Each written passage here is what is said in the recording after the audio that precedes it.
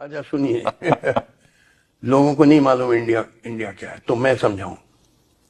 ये समझना जरूरी है।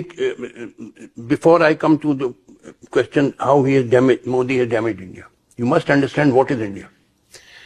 देखिए, this is broadly a country of immigrants. It is like North America. North America में मेनली फ्रॉम यूरोप आए थे 500 साल पहले, फिर बाद में अफ्रीकन स्लेव्स आए, फिर एशियन, लैटिन अमेरिकन आए।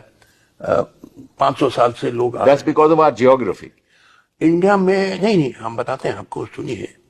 इंडिया में 10,000 साल से लोग आ रहे हैं। क्यों आ रहे हैं? यहां से कोई बाहर नहीं जाता था except on 2 occasion.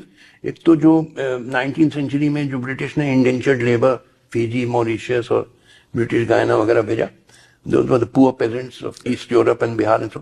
And the second wave was the recent diaspora of IIT graduates and doctors and so. Otherwise, nobody left India. Everybody kept coming into India for 10,000 years. We are all foreigners. यानी 93-94% लोग जो रह रहे हैं India में, They are foreign blood. Foreign में। आप मैं फॉरेनर्स हैं। पहले थ्योरी थी कि original inhabitants of India were Dravidians और आर्यन बाहर से आए।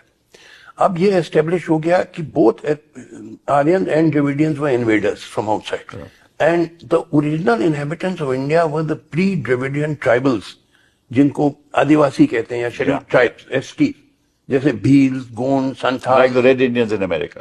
Like Red Indians, correct. तो ये जो आदिवासी आजकल सिर्फ 6-7% रह गए हैं। Yeah.